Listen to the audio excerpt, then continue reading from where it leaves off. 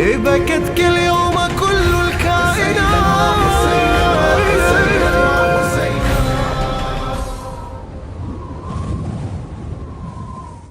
أعوذ بالله من الشيطان الرجيم. بسم الله الرحمن الرحيم.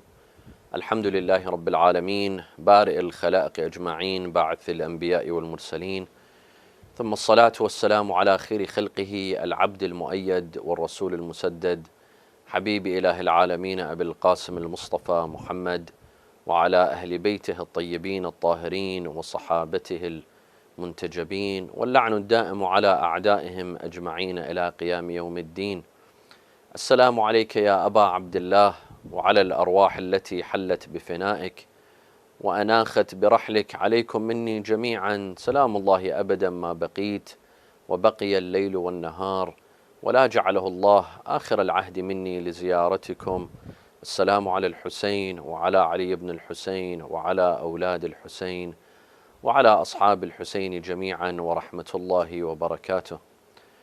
قال الله تعالى في كتابه الكريم: أعوذ بالله من الشيطان الرجيم: من عمل صالحا من ذكر أو أنثى فلنحيينه حياة طيبة ولنجزينهم أجرهم بأحسن ما كانوا يعملون. صدق الله العلي العظيم. Muslims who live in the West, who migrated from the Middle East, from their home countries, and came to the West. They came to America, to Europe, to Australia, to New Zealand, and have been living in the West for years. We can put them into three different categories, three different kinds. The first kind are the Muslims who completely assimilated. They forgot about their faith, they forgot about their religion, and they became completely Western. Their life is westernized in the complete sense of the meaning, whether it's positive or negative. Complete sort of assimilation. So there's no going back home. And whatever came from home stayed at home. Faith, religion, school of thought, culture, language. Even names were changed. Last names were changed. Clothing was changed. A complete change in culture. This group saw that there's a clash in cultures. There's a clash in civilizations, so to speak. And that you could either become an American or European, Dutch, English, Australian, or you remain a Muslim. And they chose to be the first because they saw that Islam, being a Muslim, being a practicing Muslim, is incompatible with being American, is incompatible with being European. So they chose to be European. They chose to be American. This is the first group. The second group, they moved here and they also saw a clash of culture, a clash of civilizations. They could either become American or European or Australian, or they remain true to their faith, true to their religion. They remain Muslim. So they chose the second rather than the first. They saw that to be a Muslim, to be a true Muslim, you cannot integrate in American society or in European society.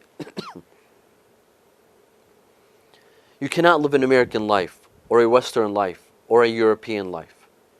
You have to practice your faith, and there's not much you could do. You have to disconnect from society. You have to disconnect from your surroundings, your neighbors, your friends, the society that you live in. And a lot of people from category number 2 end up going back home because they feel there's a clash. They can't work out the two. They can't be both American and Muslim. And they can't be good in both. You can either be a good Muslim or a good American, a good Muslim or a good European. You can't enjoy being the two. So a lot of them, they either live a life of contradiction and a life of torment, a sense of guilt of being a good Muslim but living in the West, or they end up, they pack their bags and they go back home. They go back to Lebanon, to Iraq, to Iran, to Pakistan, to their countries. And then you have a third group, a middle group. A group that sees that there is absolutely no contradiction between being a good Muslim and a good American, or being a good Muslim and a good European. Living a life of Islam and living a Western life is completely compatible. You could be a good Muslim. You could abide by Islamic rules and laws, and at the same time live the American dream, live a happy life, a life of assimilation in the West, but without forgetting your faith and without forgetting your religion. You might ask that, does group number 3 exist? Do they really exist? Absolutely, they exist, and we know many of them.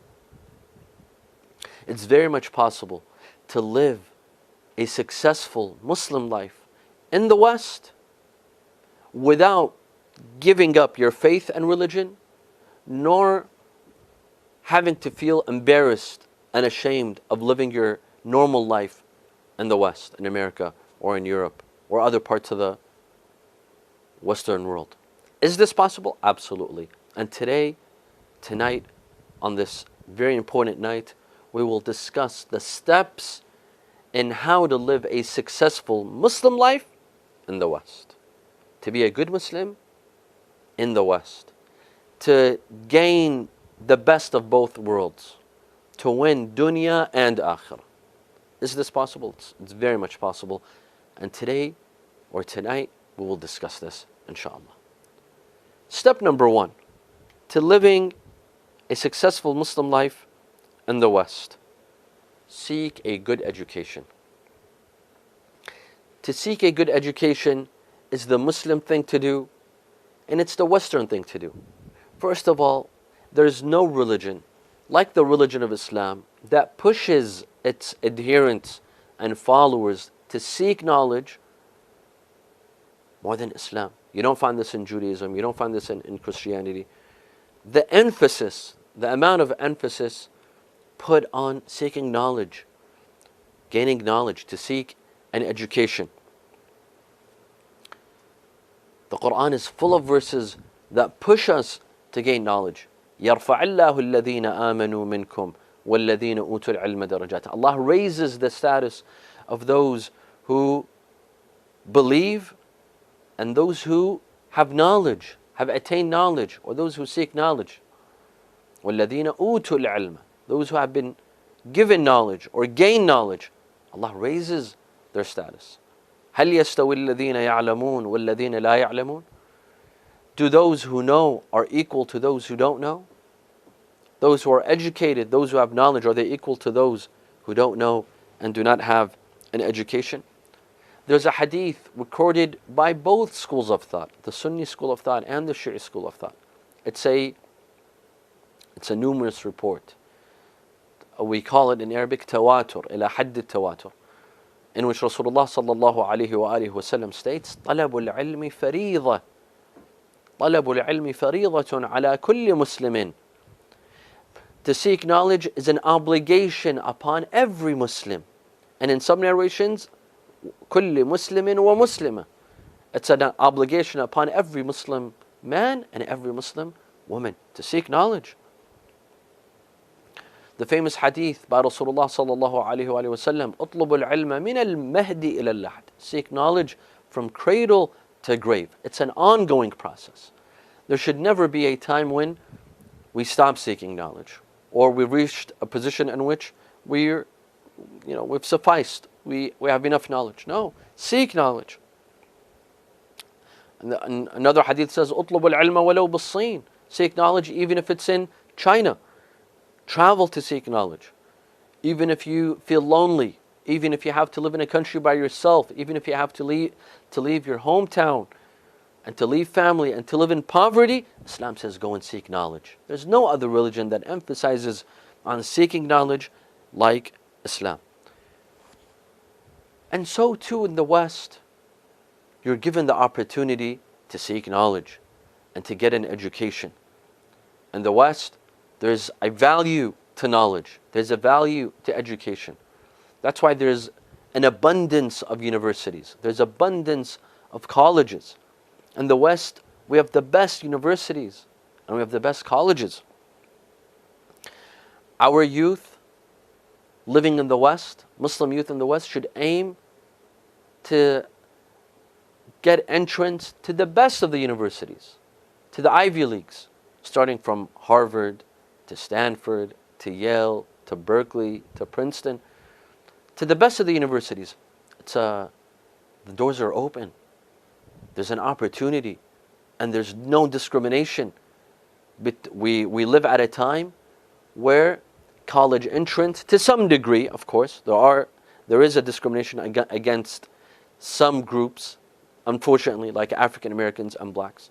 But for others, there might not be discrimination. There's an opportunity for you to apply and to get accepted at these Ivy Leagues. Apply, aim high. Let us teach our youth to aim high when it comes to education. Don't settle for a university close by to your home because you don't want to leave your family. No, on the contrary, aim high. Aim to get into the best universities in the country. It's possible. Others have done it, and so can you. We should push our children and encourage them. And once they're into that university, we should push them to get a higher education. What do I mean by this? I mean that a bachelor's degree is not enough. Let's push our youth to get a master's degree, to get a PhD. This is a cornerstone into living a successful life in the West. That you equip yourself with the right amount of knowledge, with the right amount of education. You can't live a successful life in the West without a proper education. You can't. Otherwise, you'll end up on the welfare system. You'll end up getting money from the government, or having to go back home, or having to get loans. Get a proper education. You can get the best education in the West. Let us be in the habit, as parents, to teach our children the culture of aiming high, to go to the best universities. Let's push them. I know some parents that don't want to send their kids off to school abroad, to other states, because they want to monitor them, control them. Yes, I understand where you're coming from, but at the same time, if you instill in your children the sense of responsibility when they're young, when they're in high school, when they go off to college, they're already responsible. They will know what is right, what is wrong, and they will learn on their own. Sometimes a person learns on his own or on her own. Let them be responsible. Let them travel. Let them live, on their own to gain experience, and they will learn what to do, what is right and what is wrong. But let them get an education. It all starts off with a proper education. You cannot, and I cannot emphasize on this enough, you cannot live a successful life in the West without having a proper education. And our communities, we should have scholarships for the bright students, for the bright kids in our communities. We send them off to Harvard, to Yale, to Berkeley, to Stanford. And we provide them with scholarships. We could do this at every Islamic center, at every Husseiniya in the West. We put a budget for the brightest of our students and we encourage them to go to the best universities, and those who get accepted, we pay for them. We provide them with scholarships. Our communities, alhamdulillah, in the West, they're well off, they're well to do. We could do this. When we encourage our kids, other kids will be encouraged. And other communities will be encouraged. And before you know it, we'll have hundreds of our children in Ivy League universities, receiving the best of educations. And when you have the best education, you'll have the best of jobs and you'll get the best positions. You have to think of it this way. This is number one. This is the first step. Step number two. Now that you're off to college and you've left home and you don't have your parents to monitor you, you could go out, you could stay up as much as you want, you could go wherever you want, you could befriend whoever you want. Here is when you start monitoring yourself. Here, your parents will pass on the torch to you. Your parents at 18, they've done a wonderful job in raising you Islamically. They've raised you in the best of manners. Now they pass on the torch to you. Now they tell you, you have to take care of yourself. Not just financially, not just educationally, but you have to take care of yourself spiritually and religiously. You monitor yourself. You be your own guide. You be your own mother and father. Because when you leave the house and you move out of state and you go to another state or city to study, there'll be a lot of temptations. Now you have freedom. Now you're all on your own. No one can see you. No one can judge you. No one can hold you accountable other than Allah Azza wa Jal. You have to be careful where you go, where you invited, who you befriend, how do you spend your time. These years should be years for you. You don't waste them in anything other than seeking knowledge and seeking a proper education. Yes, you need to relax once in a while. You come back home to see your parents, to see your family members and your siblings, but don't be distracted. College years are the years of distraction. You're away from home, and there's lots of temptations. You have to be careful that these temptations don't take you away, don't deviate you from your goal. And that if your parents are not watching, Allah is still watching. Allah didn't go anywhere. The same Allah that was watching you back home, He's still watching you at university, at college. You monitor yourself. You be your own judge, and you avoid temptations. Is this possible? Absolutely, it's possible.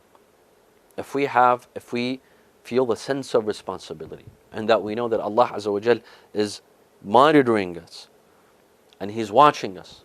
Because when you go, there'll be a world of temptations. You'll see lots of opportunities, all kinds of opportunities.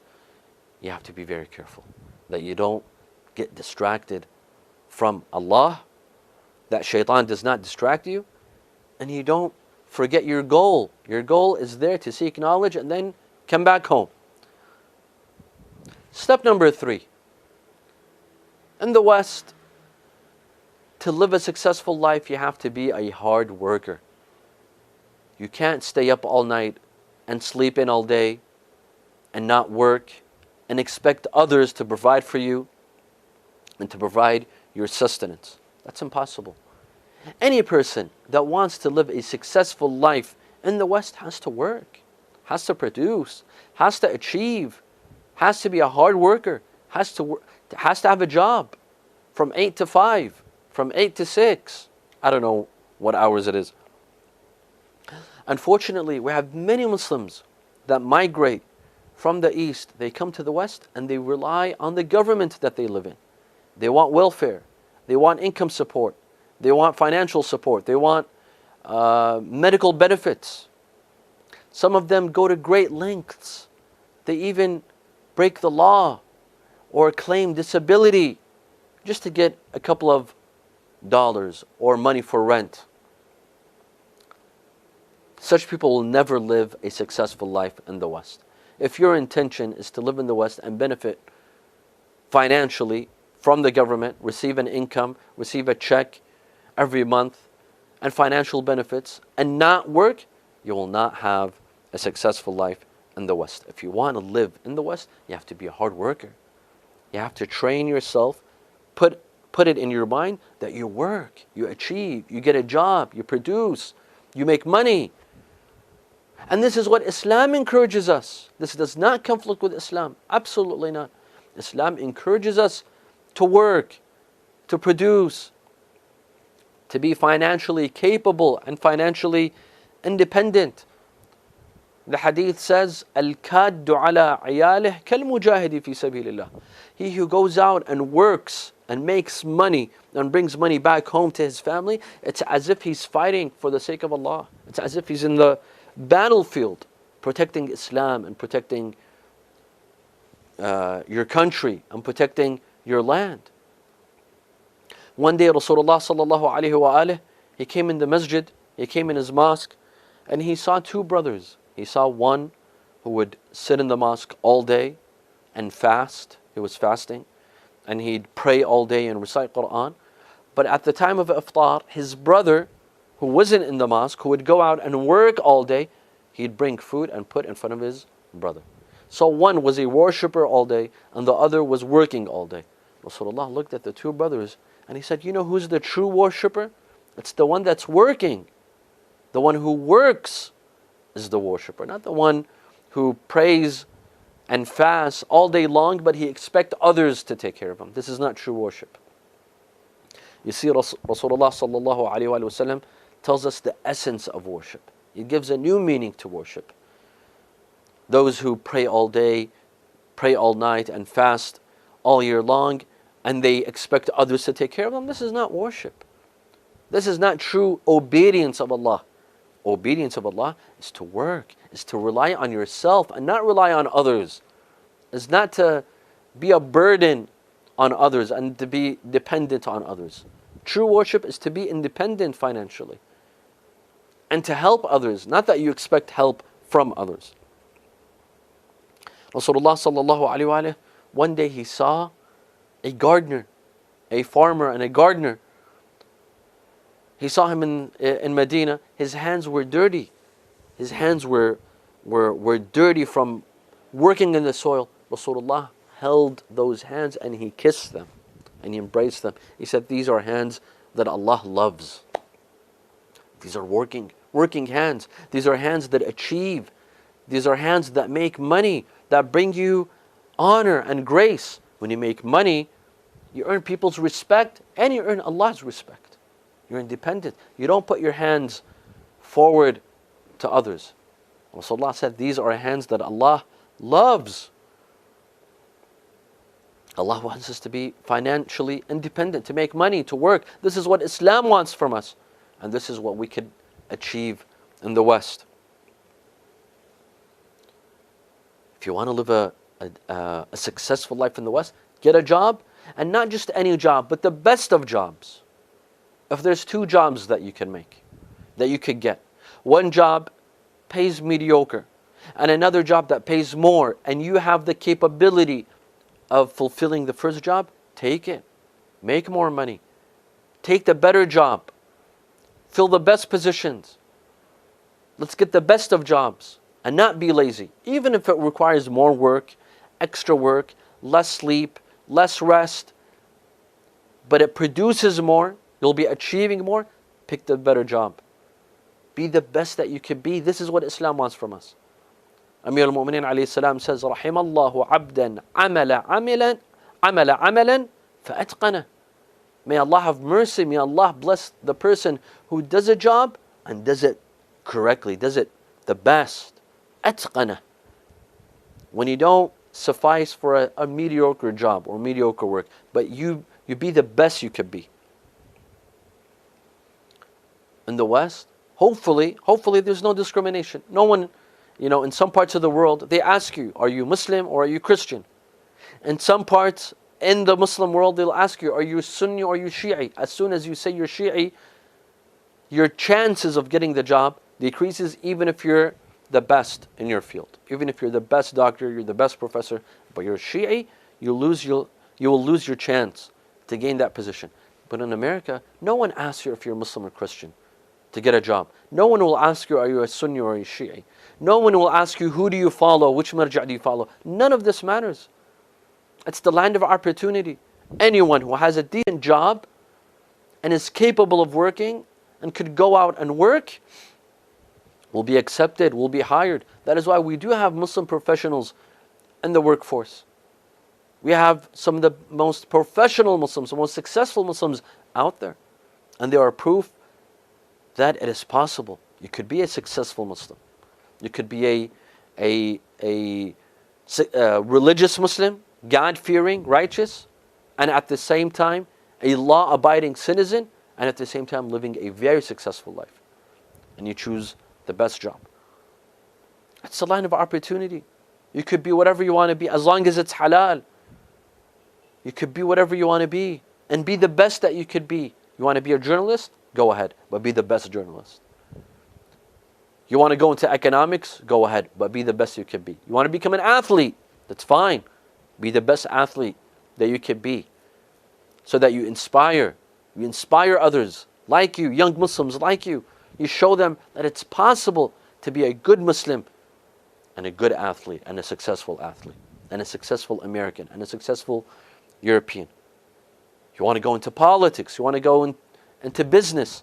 As long as you remain restricted to Islamic values and Islamic laws and rulings, the sky's the limit. Go out and work, go out and achieve. Islam doesn't tell you have to pray all day and worship all night and fast every day.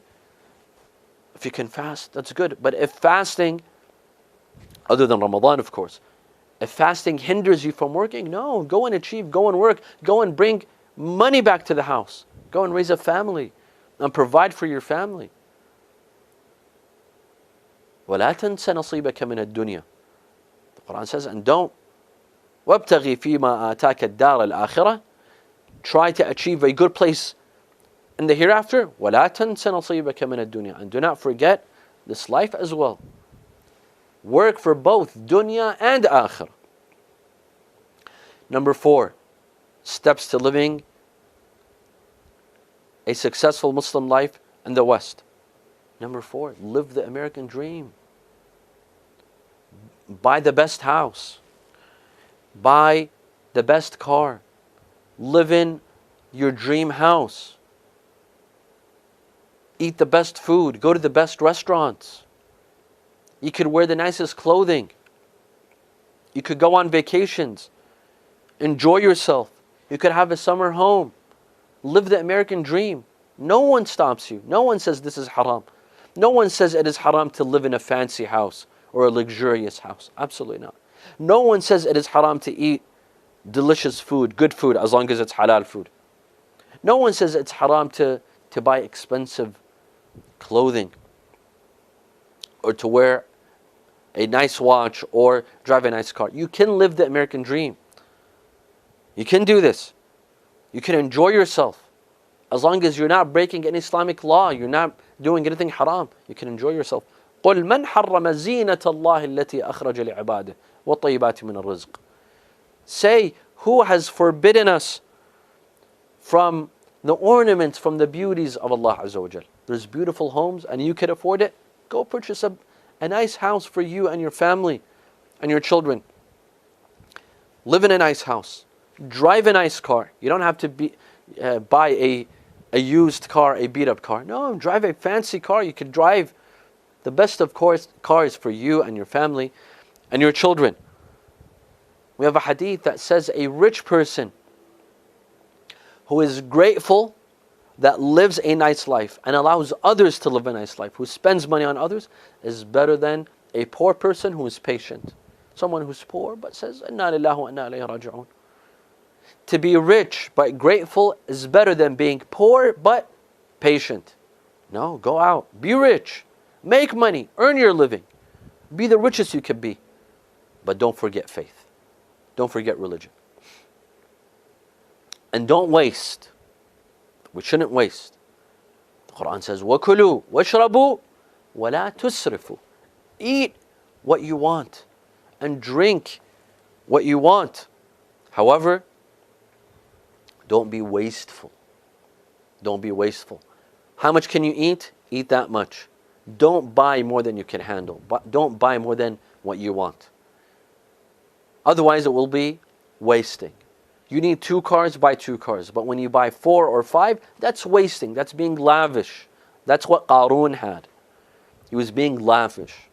All the money that he was spending on himself that he did not need, he was being crazy. And that's why he perished. وَلَا تُبَذِّرْ تَبْذِيرًا إِنَّ الْمُبَذِّرِينَ كَانُوا إِخْوَانَ الشَّيَاطِينَ. Do not be wasteful, because those who waste are the brothers of shaitan. Step number 5, don't forget your spiritual well-being. What do I mean by this? We said in step number 4, live the American dream. Here we say, but do not live in a dream. Live the American dream, but don't live in a dream. Don't forget reality. Don't forget that we're here in this world temporarily. And sooner or later we will be told to pack our bags and leave. But unfortunately our bags stay. All travelers, their bags go with them, but there's one journey where our bags stay. Own whatever you want, but don't let anything own you. Own the things that you want and the things that you need, but make sure that they don't own you. Make sure that they don't take control over you and over your mind and over your heart. This is very important. Live the American dream. Live a nice life. Live in the fanciest homes and drive the fanciest cars. But don't forget your nafs. Don't forget your spiritual well-being. Don't forget that you have a nafs to take care of and not just a body. You take care of your body. You relax. You let your body sleep on the best mattresses in the best homes. But take care of your nafs. Your nafs needs to be fed as well. Don't forget your mosque.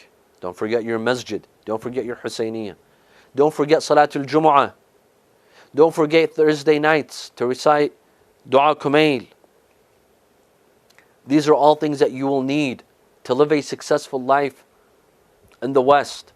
It's not all about materialism. You could own whatever you want, but at the same time, don't neglect your nafs. Your nafs requires nourishment. Your nafs requires admonishment.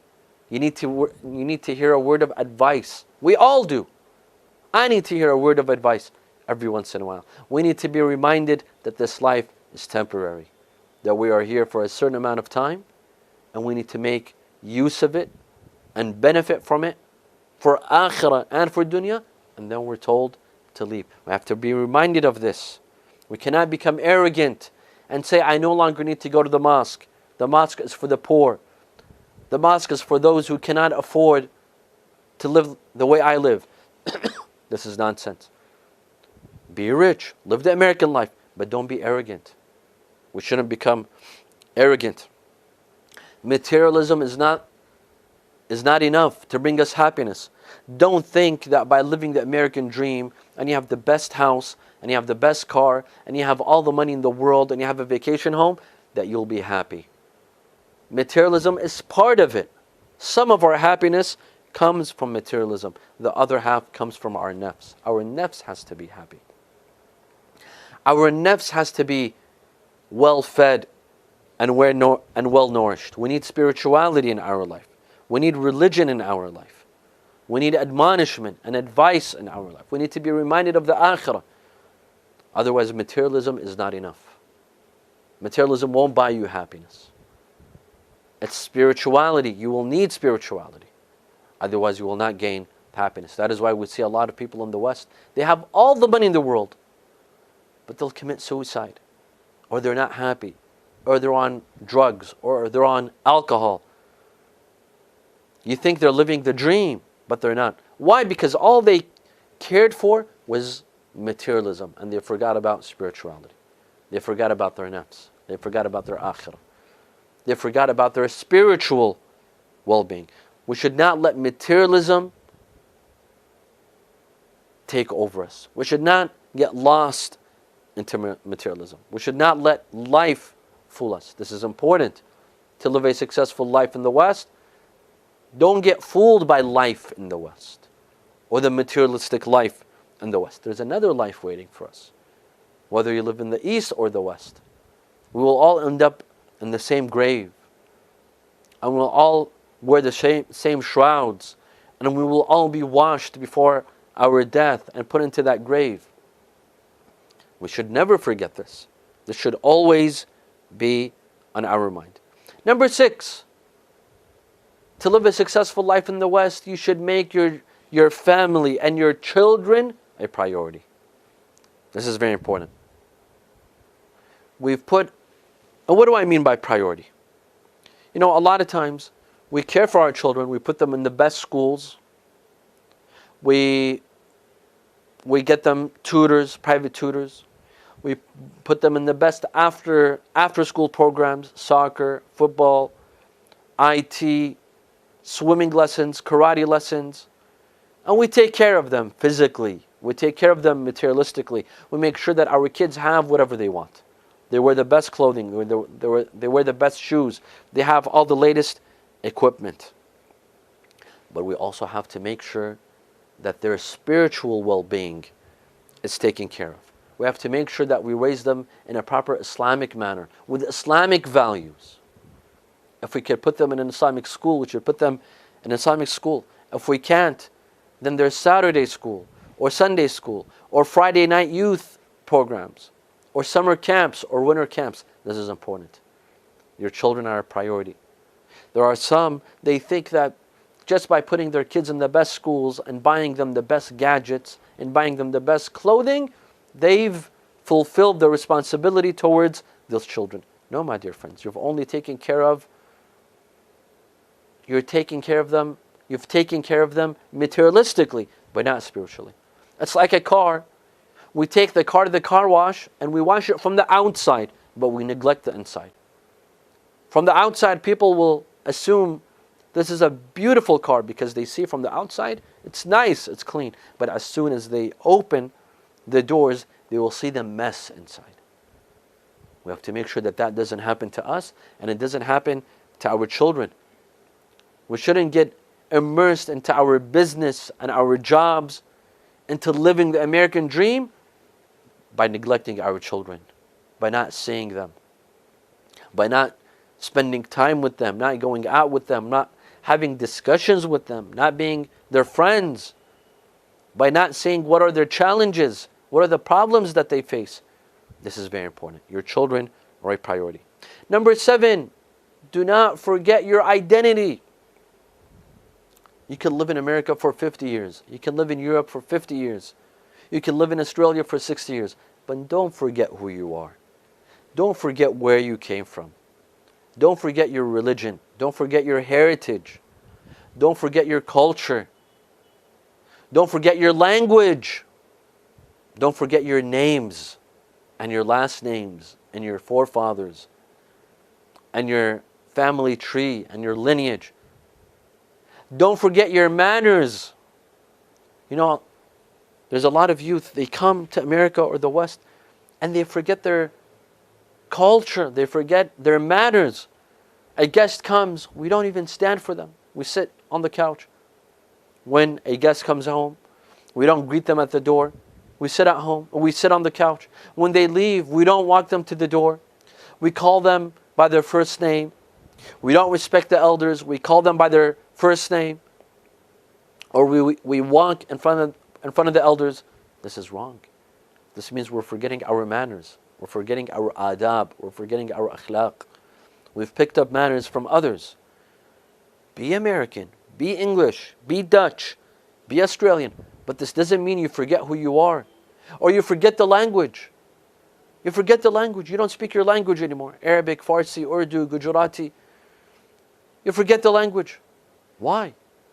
This means that you're forgetting your identity. You're forgetting your heritage. You're forgetting who you are and where you came from and what you represent. Don't forget this. Just because you live in the West, it doesn't mean that you forget the East and you're disconnected from the East. No, visit your countries. Go to them. Go to your family members. Know the history of your country. Know where you come from. Don't change your names and your last names. This doesn't mean just because we live in America, that means we forget all about our heritage and our custom and our culture. Let's take pride in our names. Let's take pride in our last names. Let's take pride in our language and our culture. Don't forget your identity. You could be a Lebanese American. Just because you're American, it doesn't mean that you're no longer Lebanese or Iraqi or Iranian or Pakistani or Indian or Khoja or... No, you could be a Lebanese American. You could be an Iraqi American. You could be an Iranian Dutch. You could be Iraqi Dutch. We joined between two cultures and two civilizations. We're the children of the East and the West. We shouldn't forget who we are and where we came from. We shouldn't forget our lineage and our heritage. Number 8, you want to live a successful life in the West? Be involved politically. You live here. You pay your taxes here. The laws here concern you. The domestic laws, the domestic policies, and the foreign policies. If you live If you are a law-abiding Muslim in the West, that means you're paying taxes. You can have a say in how your taxes are being spent, domestically and abroad. You can have a say. We live in the West in countries that are democratic. There's no dictatorships. You can choose your political leaders. You can have a say in how your tax dollars are spent. Unfortunately, there's a lot of Muslims that don't vote. They are not politically engaged. They could care less what happens in politics. Hence, politicians in the West, they don't cater to Muslims because they know we don't vote. We could care less to vote. And we don't sponsor political campaigns.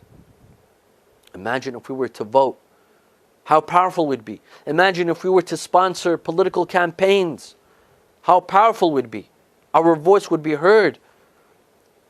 And there would be no discrimination against us. Imagine if we had Muslim political organizations, if we had lobbies, and we'd financially support Muslim political organizations, or we supported political campaigns. Our voice would be heard because money speaks louder than words. When you sponsor a politician, he'll make sure that your word is heard in the Senate, in Congress, in the White House, in the government. We need to be politically engaged and active. No one will come and hand us our rights on a plate. Rights are taken. They're not given. We need to fight. Look at the Muslim ban. How long can this go on? Look at the ban on the niqab in some countries. Look at the ban on halal food, on dhabiha in some countries. And this could happen in your country and in other countries.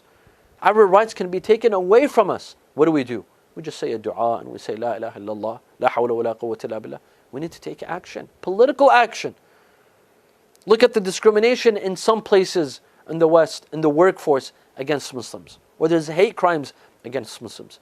We can do something about it. If you care for your well-being in the West, if you want to live a successful life in the West, you have to be politically engaged. Number 9, support your religious and charitable organizations. If Allah has bestowed upon you with wealth, you're well off, you've done good, now give back to the community. Give back to the organizations that are helping you. Give to your mosque. Give to your Husseiniya. These are places where you can find in for spirituality, for spiritual well-being. Give back to your mosque. We should not be in the habit of taking, but also giving back. Let's have the culture of giving back to the community and not just giving. If you want quality services, you have to help out. You have to give. Your mosque is a must. It's where you learn your faith. It's where your children will learn their faith. It's where your grandchildren will learn their faith. It's where you meet other Muslims. Just like we spend money on coffee, on the gym, on everything else, let's spend on our mosque and our religious institutions. We can't live a successful life in the West without our mosques and without our Islamic centers and Islamic schools and charitable organizations. Let's give. And also, don't forget your friends and family members across the ocean, overseas. Let's give to them in Iraq, in Lebanon, in Libya, in Yemen, in Syria, in Iran, in Afghanistan, If you're well off in the West, give them as well. Share some of your wealth. Take care of your family members. Take care of your distant relatives. Take care of friends. And even those who you don't know. Allah has bestowed upon you a gift. Share that gift so that it is not taken from you.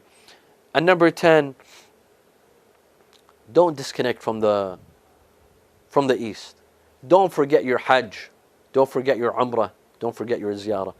You could be living in the West. You live in the West. And you live a successful life in the West. But you have to stay connected by going to Hajj, by going to Umrah, by going to Ziyarah. These things you should not neglect. It should be on your mind, at least one of them a year. Either Hajj or Umrah or Ziyarah. Come for Ziyarah, visit your Imams, pay allegiance to your Imams, reconnect with the Ahl al-Bayt. Come to the Ziyarah of Imam Hussein alayhi salam. Come and renew your allegiance to Imam Hussein alayhi salam. How grand is Imam Hussein when he has a ziyarah in every occasion. In every occasion. In mid-Sha'ban, there's a ziyarah for Imam Hussein. In Rajab, first of Rajab, there's a ziyarah for Imam Hussein. In mid-Rajab, there's a ziyarah for Imam Hussein. On the day of Arafah, there's a ziyarah for Imam Hussein. On the days of Eid, there's a ziyarah for Imam Hussein. Why?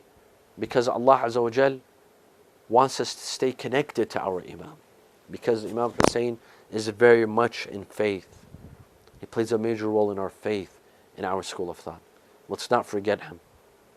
Let's not forget what Imam Hussein alayhi salam has done for us.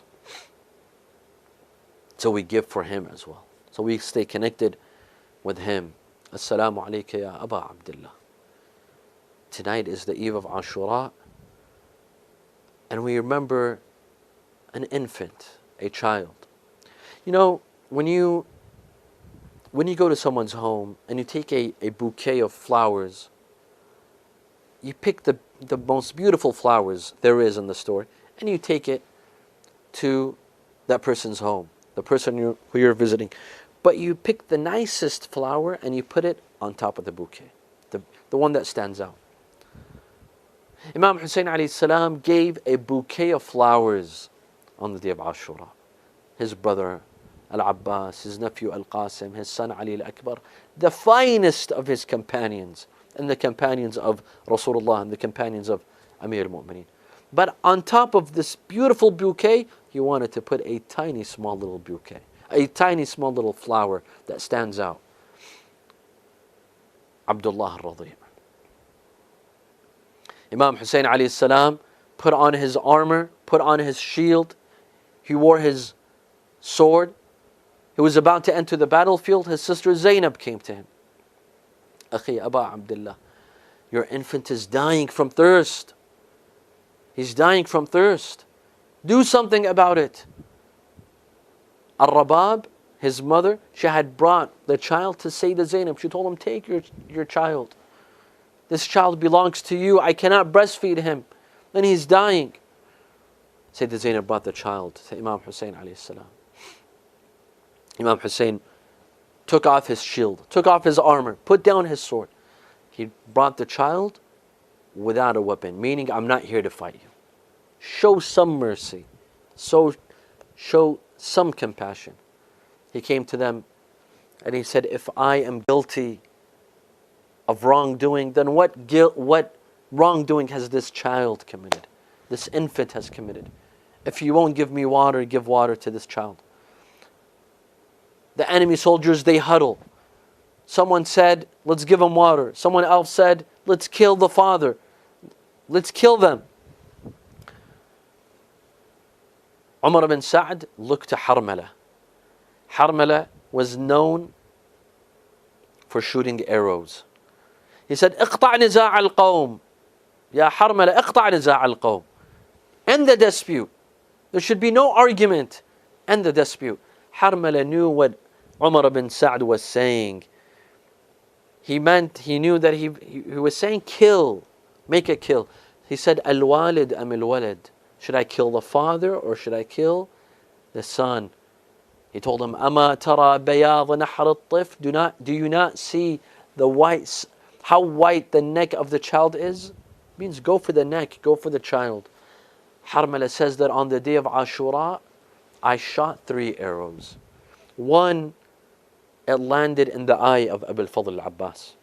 The second landed in the chest of Imam Hussein.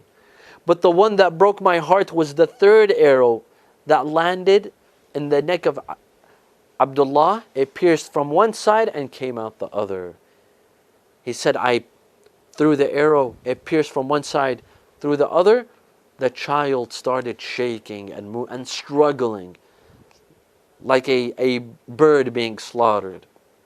Imam Hussein, all of a sudden, he saw blood dripping from the neck of his son Abdullah. He gathered the neck, he gathered the blood, and he threw it to the sky. And he said, Allahumma la yakunu hadha ahwanu alayk, radi'i ahwanu alayk min fasil. Meaning, oh Allah, I hope that this is not lighter than the camel of the people of Thamud when they slaughtered a camel. You destroyed that tribe. Don't take this lightly. I hope that this is not taken lightly. هون بي ما نزل علي أنه بعين الله.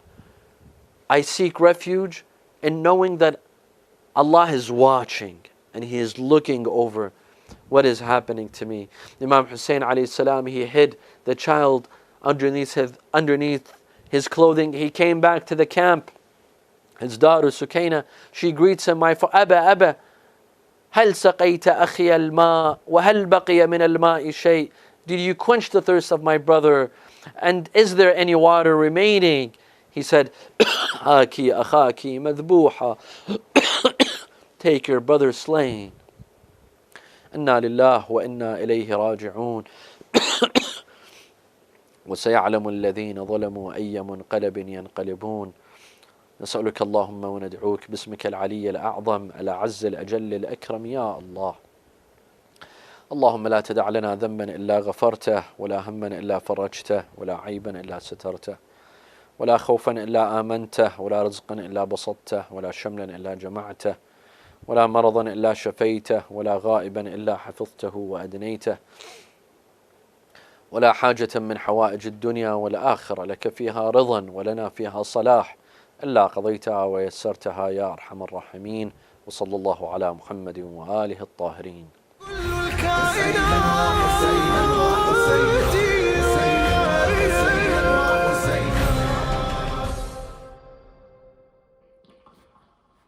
Assalamu alaikum, my dear respected viewers of NYC and IIA. Abdullah Ajurakum.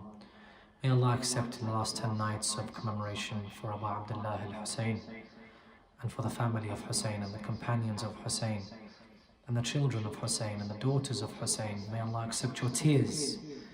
May Allah accept the pledges of allegiance that you placed towards Abu Abdullah al-Hussein. And may Allah forever reform your hearts and align your hearts with that of Abu Abdullah al-Hussein. Make sure your tears and your thoughts and your allegiances are not just the 10 nights of Ashura, but rather we use it to springboard our reformation of ourselves in order to be more aligned with the Ahlul Bayt alayhim as-salam. I speak to myself before I speak to anyone else, inshallah. On a night like this, Imam al-Hussein, as well as bidding his farewell to the women and children, his brothers, sisters, but on the day of Ashura, he had one more difficult task to do. And this difficult task really cemented truth and falsehood. When he takes his young son, Abdullah al-Radhi', in the middle of the battlefield and says, if you have a problem with me, then what is the sin of this child? In the poem, we are drawing comparisons between Imam al-Hussein alayhi salam's son, Abdullah al-Radhi' alayhi al-Asghar, and that of the unborn son of Fatima al-Zahra, Muhsin ibn Imam Ali alayhi salam. And the poem comes and says, between the two children, the thirst and fire burn. This is Asghar and Muhsin complaining to each other. This is Asghar and Muhsin complaining to each other. Between the two children,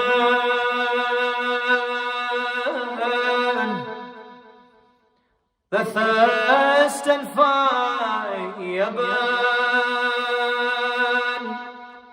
This is Asghar and Muhsin complaining to each other. This is Asghar and Muhsin complaining to each other. Beneath a night in Medina, a house on fire burns. Beneath a moon in Karbala, for help a father turns.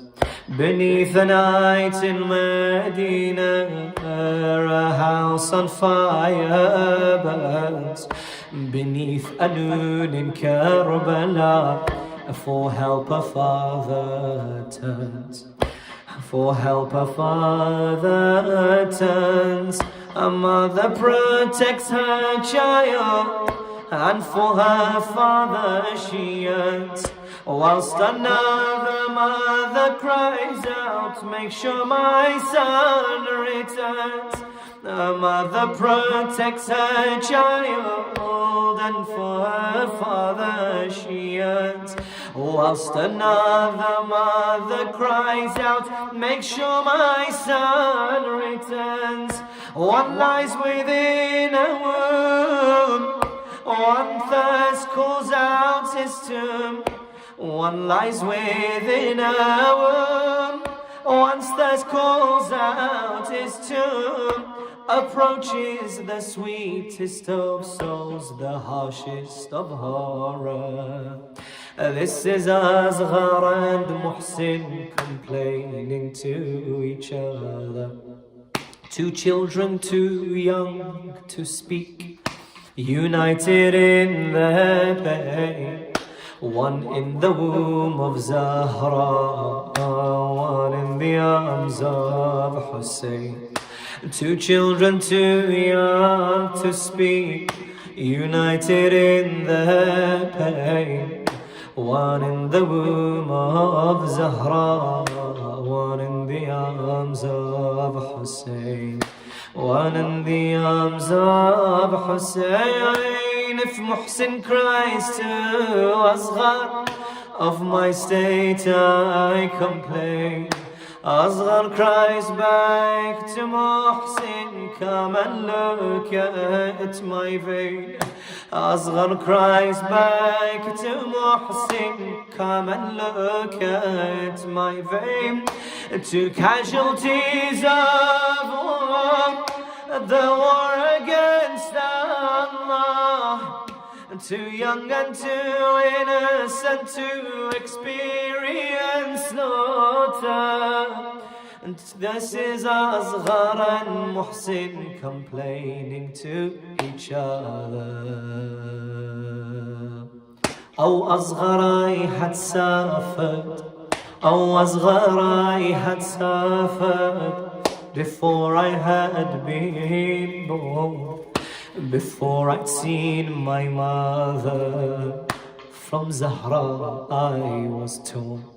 Oh, Asghar, I had suffered before I had been born. Before I'd seen my mother, from Zahra I was torn. From Zahra I was torn.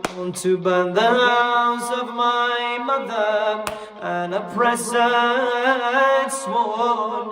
He pushed the door against her chest and murdered a newborn. Who burned the house of my mother, an oppressor had sworn. He pushed the door against her chest and murdered a newborn. And murdered a newborn.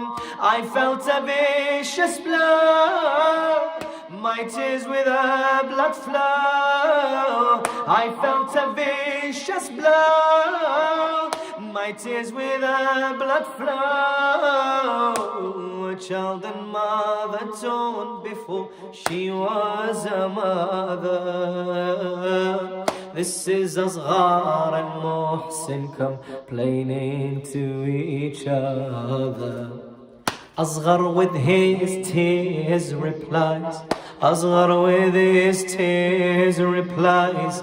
Brother, I was thirsty. My father took me in his arms to the enemy, to the enemy. All I had wanted was water. I felt something hit me. All I had wanted was water. I felt something hit me. Till a child soaked in his blood my father would carry. Until a child soaked in his blood my father would carry. My blood flowed from within, crying what was my sin. My blood flowed from within, crying what was my sin. I sipped from an arrow, I wanted a sip of water. This is Asghar and Muhsin complaining to each other. Oh, Asghar, in my eyes torture, a torture of Zahra. I tell you whether no nail, I tell you whether no nail, there'd be no Karbala, there'd be no Karbala, there'd be no Karbala. Between the door and all they crushed, between the wall and all they crushed Muhammad's own daughter. And I watched Muhammad's flower in fire she'd wither. And I watched Muhammad's flower in fire she'd wither. This rose had crushes, house became ashes. I watched the patience of my mother burn within fire. This is Asghar and Muhsin complaining to each other. Oh Muhsin, your words, oh Muhsin, your words make me weep. What a calamity. But Fatima would cry with me if her beloved she'd see. If her beloved she'd see. He stands alone crying to wind. He stands alone crying to wind. Will anyone help me?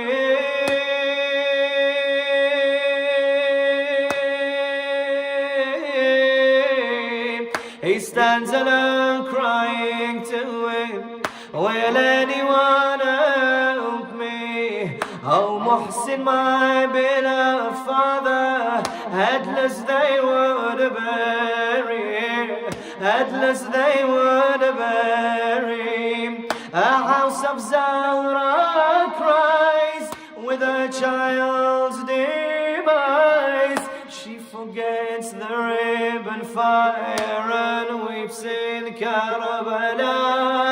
She forgets the ribbon fire and weeps in Karbala. This is Asghar and Muhsin complaining to each other. السلام عليك يا أبا عبد الله وعلى الأرواح المؤمنين والمؤمنات. السلام عليك يا أبا عبد الله وعلى الأرواح التي حلت بفنائك. عليكم مني جميعا سلام الله أبدا ما بقيت وبقي الليل والنهار. ولا أجعل الله آخر الهدي مني لزيارتكم. السلام على الحسين وعلى علي بن الحسين وعلى أولاد الحسين وعلى أصحاب الحسين، خصوصا سيدي ومولاي أبي الفضل العباس واخته زينب جميعا ورحمة الله وبركاته.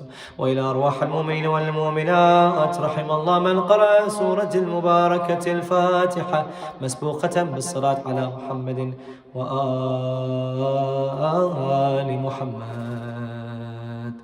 كل الكائنات